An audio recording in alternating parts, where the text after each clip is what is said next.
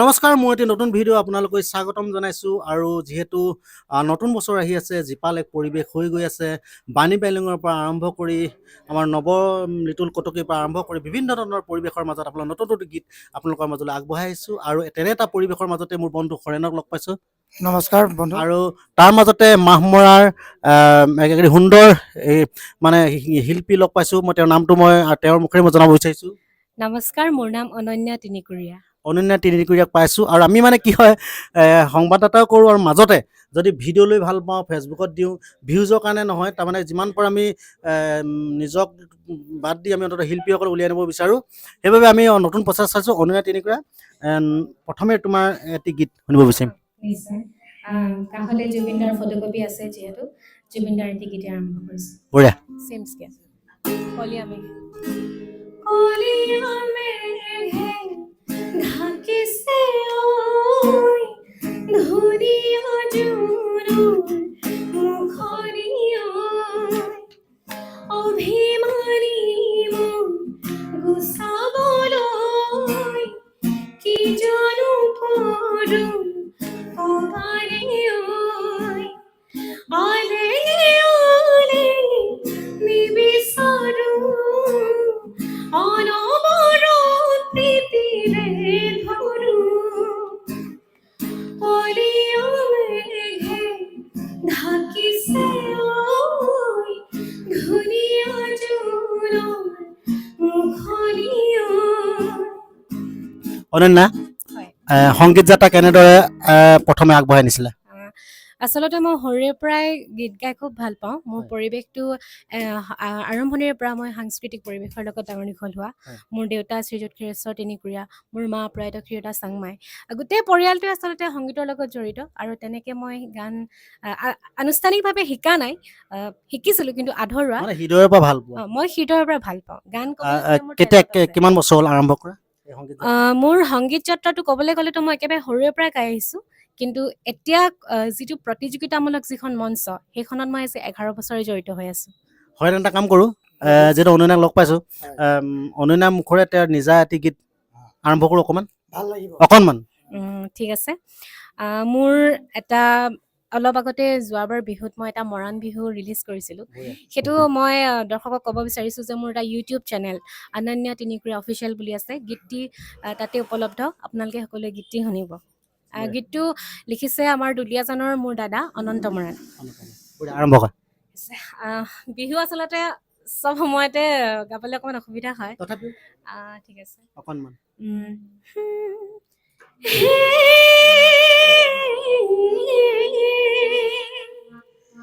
নৈ ৰহতি কাপোৰ ধুই আছিলো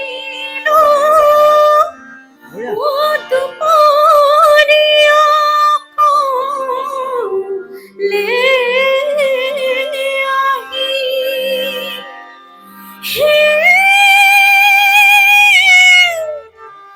হেমতি সময়ত তুলৈ মনত পৰিলে ঐ বেদনাই ধৰিলে বেৰি। অকণমান কলিটো গাই দিছোঁ।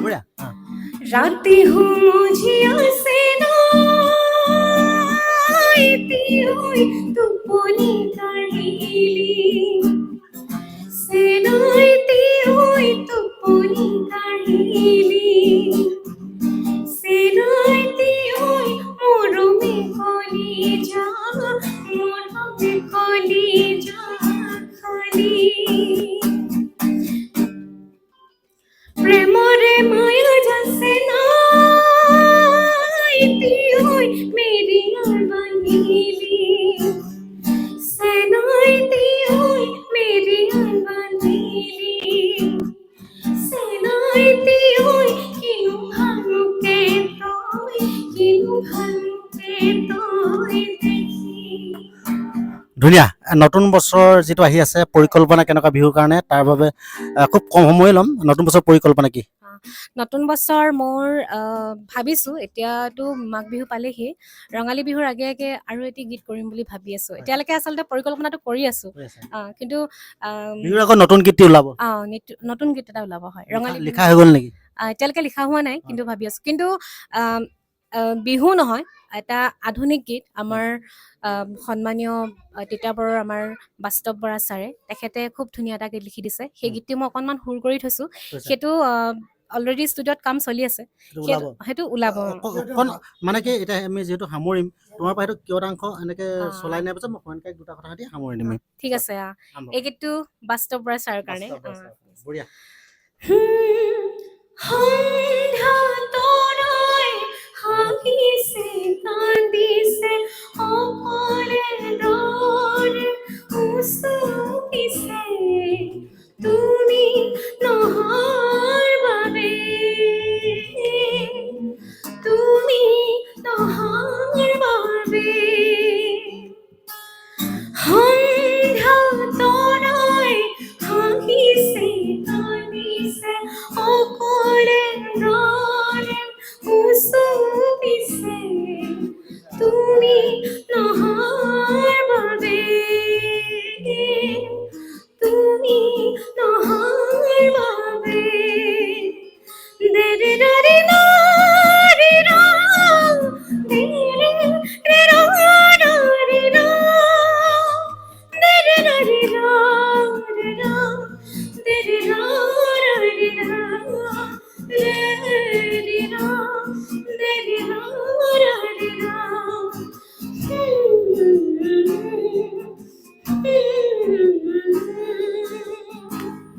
ধন্যবাদ থাকিল তুমি নহাৰ বাবে গীতটি নিশ্চয় খুব সুন্দৰকৈ ৰাইজে আদৰি ল'ব খুব মৰম থাকিল হঠাতে লগ পাই কিছু কথা সুধিলোঁ যিমান পাৰোঁ গোটেই কথাখিনি প্ৰকাশ কৰিব বিচাৰিছোঁ অৱশ্যে কম সময়ত প্ৰকাশ কৰাৰ অসুবিধা তোমালৈ ধন্যবাদ থাকিল মোৰ কাষতে আছে মোৰ বন্ধু হৰেণৰ ভিডিঅ' নতুনকৈ আহিব কিন্তু অকণমান যদি দুটা কথা নুসুধো আৰু মনতে মানে অলপ দুখ পাই যাব অকণমান মানে কামিং আপ কি চিন্তা চৰ্চা আছে অকণমান কৈ পিনে গীতাৰ সৈতে অকণমান যদি গাই দিয়ে সামৰিম মই হৰেণক কৈছোঁ যে কোনো ভিডিঅ' মই বেলেগত নহয় হৰেণৰ ঘৰত গৈহে মই ভিডিঅ' কৰিম গতিকে মই সেইটো কাৰণে মোৰ বন্ধু যেতিয়া অকণমান মৰমৰ বাৰ্তা হেৰাইছোঁ নিজতে হেৰাইছোঁ নিজকে বিচাৰি ফুৰিছোঁ নিজতে হেৰাইছোঁ নিজকে বিচাৰি ফুৰিছোঁ এবেলা ফুলত এবেলা ভুলত এবেলা ফুলত এনেকৈ জীৱনবোৰ গৈ আছে গান গাই ভাল পাওঁ অনাকাংক্ষিতভাৱেই এদিন দেউতাৰ মাৰ ঠিক অনন্যা মোৰ মৰমৰ ভণ্টি বুলি কৈছোঁ তাই মোতকৈ সৰু হ'ব অনন্যা ভণ্টিয়ে যিখিনি কথা ক'লে তোৰ কোনো ক্লাছিকেল নোগোৱাকৈ তাই গাইছে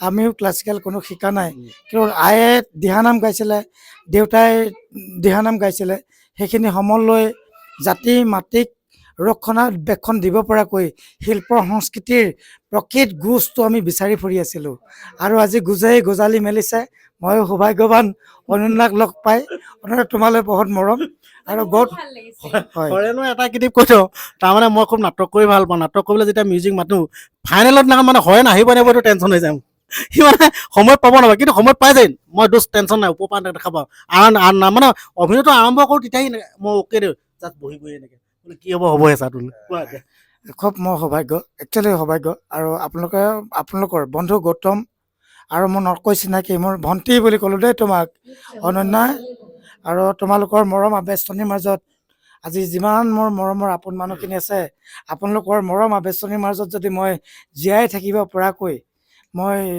অকণমান মৰম পাই থাকোঁ মই সদায় সুখী মই অকণমান এটি মাইকটো নলগাবা আমি মেনুৱেল কৰোঁ খুব মেনুৱেল কৰোঁ মাইক নলগাবা আজি মই এটা গান গাই শুনাওঁ অকণমান এই গানটো মই বহু কিবা দিলোঁ কিন্তু মোৰ ঘৰত দিব পৰাকৈ মোৰ মানুহজনীক মৰমেৰে দিব পৰাকৈ মোৰ একো নাই কিন্তু মৰমেৰে গানটো আপোনালোকলৈ মই মৰমেৰে আপোনালোকে মোৰ মৰমৰ শ্ৰোতা মৰমৰ বন্ধু কিন্তু গানটো মই দৰ্শনাপ্ৰিয়ম মোৰ মিছেছ তাই কেমেৰা কৰি আছে কেমেৰা পাৰ্চন আৰু তাই মানে কি হ'ল গীতটো তাই মোক গীত গোৱাত অলপ টেম্পোটো দি থাকে গতিকে এটা মোৰ খুব মৰমৰ গান শিল্পী সদানন্দ গগৈৰ এটা গান মই অকণমান হাৰমনিয়ামখনত এক লাইন গাই দিছোঁ এই পবিত্ৰ মুহূৰ্তটোত ভণ্টি অনন্যা তোমাৰ মিষ্টাৰ সম পৰিয়ালবৰ্গলৈ মৰম জনাইছোঁ আই জয়দা আইলৈ মৰম জনাইছোঁ সেইটো খুব ধুনীয়া এটা গান একদম সঁচা কথা ক'বলৈ গ'লে জীৱন সংগ্ৰাম আছে হৰেণৰ জীৱন সংগ্ৰামৰ মাজত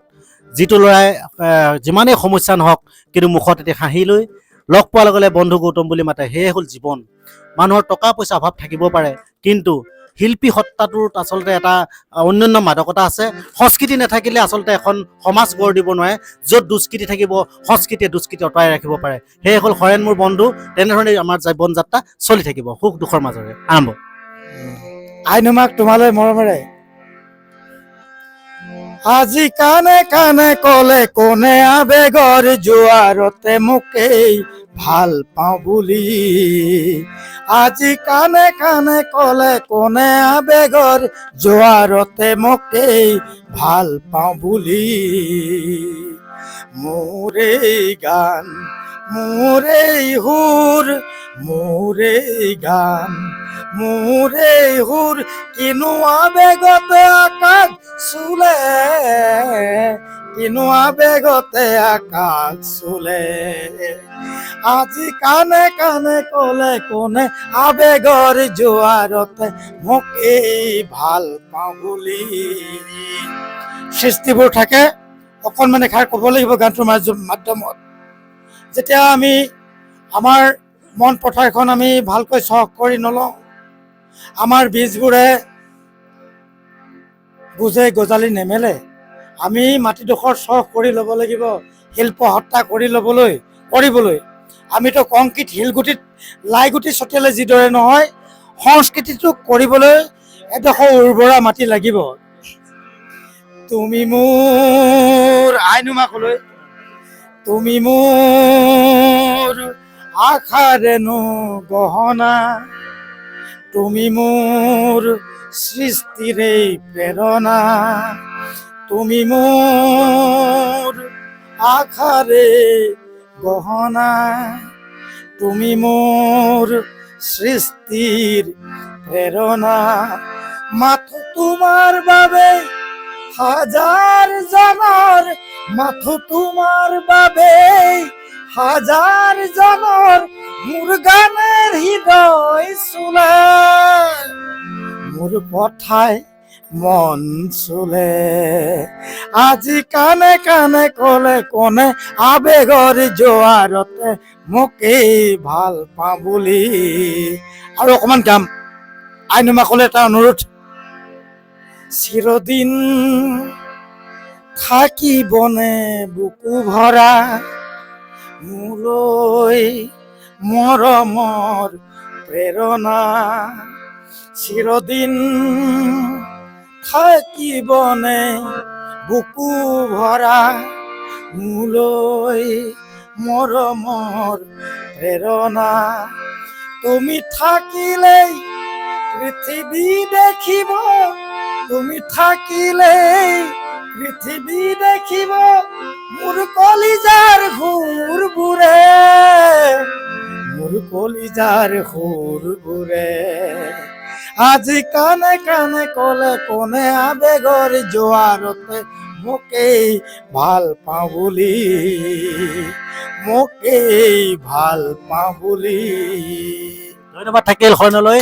কামিং আপ হৰেণৰ ঘৰত গৈ মই গোটেই অন্ততঃ হৰেণৰ ভিতৰত বহু কথা, পৰিৱেশ হৰেণে কেনেকৈ সংগ্ৰাম চলাইছে, গাঁৱৰ মাটি গুণ লৈ খেতি বাতি কৰি সংগ্ৰাম চলাই ঘৰখন চলোৱাৰ পিছতো এই সংস্কৃতিৰ মানে ভঁৰালটো কেনেকৈ চহকী কৰিবলৈ চেষ্টা কৰিছে নিৰলসভাৱে, নিস্বাৰ্থভাৱে, সেই পৰিৱেশ দেখুৱাম। তাৰ বাবে গৌতম চৰাইদেউ আপোনালোকে চাই থাকিব। কামিং আপ বুলি ক'লোঁ। এতিয়া ভিডিঅ'টো আমি সামৰণি মাৰিছোঁ। ধন্যবাদ।